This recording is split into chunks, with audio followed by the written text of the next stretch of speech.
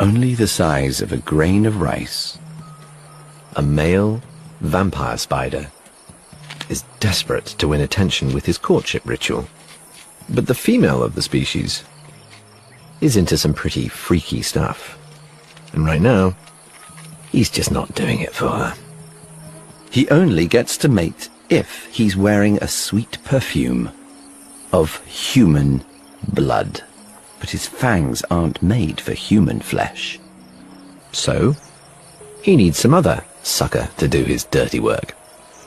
A mosquito. Far better equipped for the job.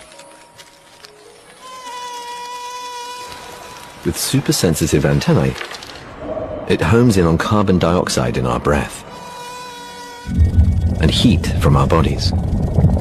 Then, the mosquito deploys a highly sophisticated blood extraction tool. 6 specialized mouthparts combine to drill down and tap the human pipeline. Once the mosquito has drunk 4 times its body weight in blood, it's the spider's turn to strike. Enable the spider to lock on to the color and shape of a blood-laden mosquito. Then, on spring-loaded legs, he closes in. The only thing worse than a vampire spider is a vampire jumping spider.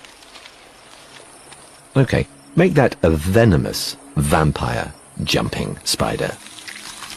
Fast-acting neurotoxin disables his victim instantly. Then, he sucks it dry. And this is just the beginning of his bloodthirsty killing spree.